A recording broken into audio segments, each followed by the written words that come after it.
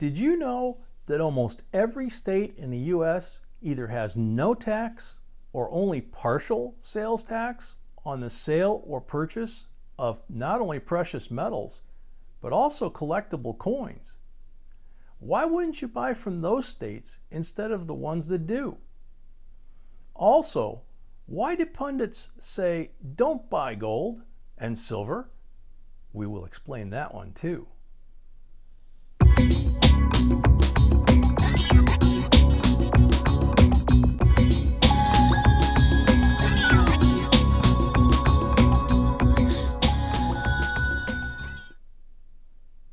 Hey YouTubers, this is JNB, and welcome to our JB Coins family.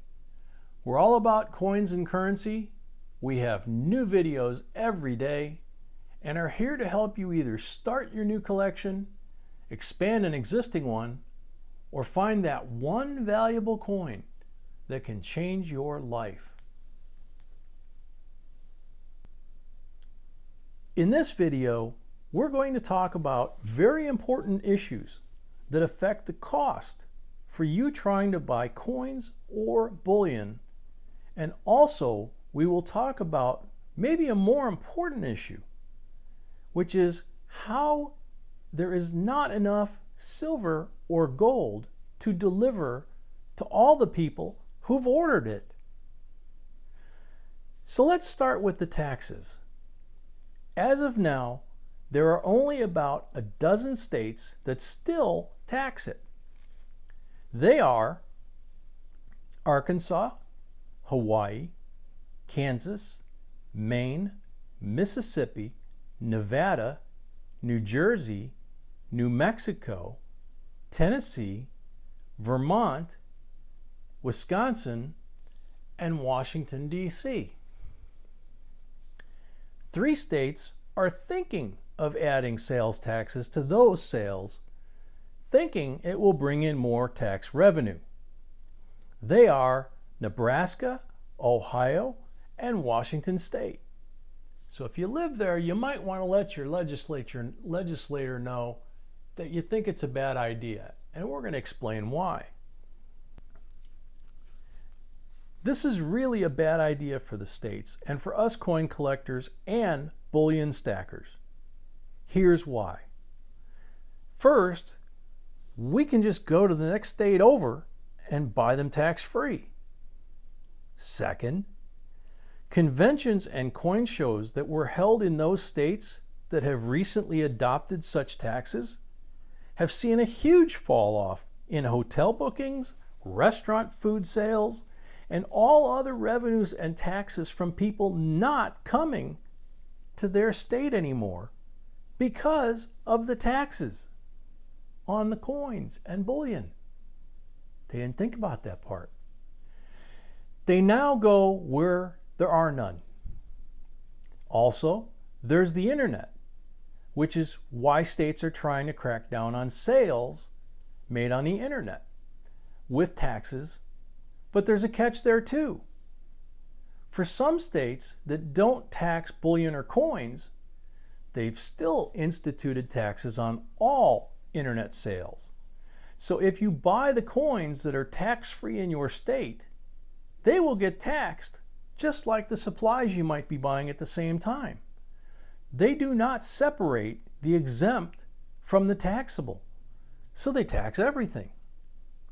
It's really confusing and also highly unfair and uncompetitive.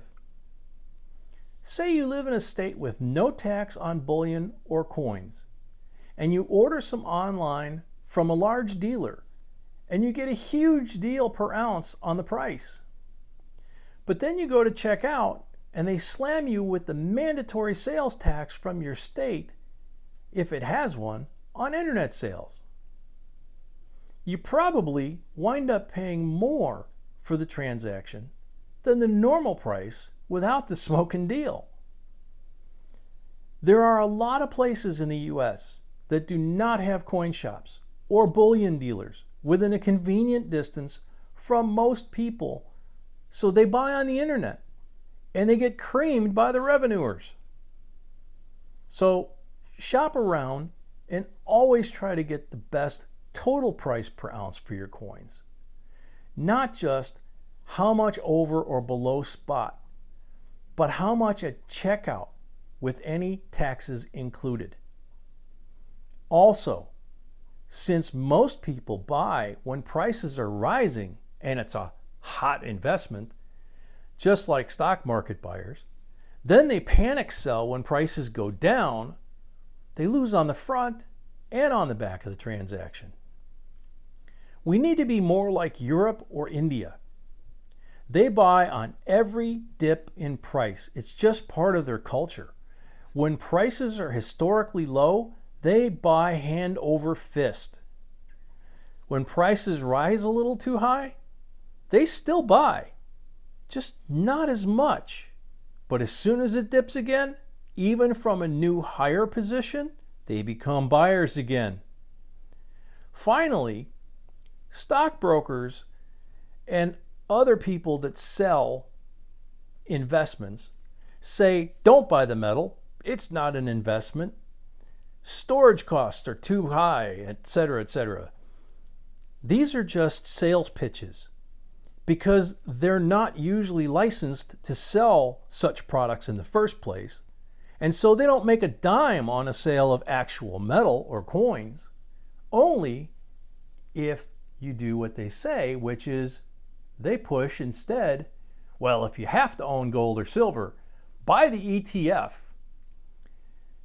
Well, you can do that if you have faith the markets are safe, and there will always be someone willing to buy your piece of paper. That's right, piece of paper. You see, an ETF is an exchange-traded fund. It's something like your 401k. It's a matter of faith. It's an account with the value and total ounces you have in your account. If the market tanks or the economy melts down, or worse, all you have is a piece of paper. One probably worth quite a bit less than you invested in it, and you may have trouble cashing out. One more thing about these. Right now, and for quite a while, there are more ETF contracts for gold and silver that exist than the physical metal to fill the contracts if you should decide to exchange them for the metal. They sold more contracts than metal exists to cover the sales, and they continue to do so. Now, we are not stockbrokers or dealers of any kind here at JB Coins, but we know enough not to buy something that could become just as worthless as your 401k in a crash when you can have the metal in your personal possession, like in a safe at home. If the worst happens and the crash happens, your metal goes way up in value as a side benefit, and you don't need to fill out any forms or ask, pretty please, can I have my metal, which they probably don't have. Because you see, when you buy an ETF, they never buy the metal. It's all on paper. To those that would argue the point, I'm sure none of you ever lost a penny on your 401k or stock investments, right? It only took, 10 years for the value of the market to recover from the 2008-2009 crash? It didn't catch up to where you were then until about 2018. About 10 years to get back to even. In the meantime, metals went through the roof during that time. A few times, they even sold out at the US Mint during that time. Buy all kinds of silver. 90% bullion of various weights from 1 ounce to 10 ounces. Same with gold if you can afford it. Or just do quarters, dimes, half dollars. That works too, as long as it's silver. One thing, it will never be worth zero. If a company whose stock you own goes out of business, what happens to your stock you bought? it's worth zero. You can't eat it, you can't get a refund, and you can't buy anything with it. It's your choice, but we will stick with coin collecting, coin roll hunting, stacking, and owning physical metals over paper risk any day. Let us know in the comments below if you agree or not. And if you don't, please let us know in fairness and honesty, are you by chance a stockbroker or work for one or make your living from this? So we hope you liked this video and found it helpful. And if you did, please like, share, subscribe so we can create more videos for you. Thank you for watching, and until next time, J&B signing out.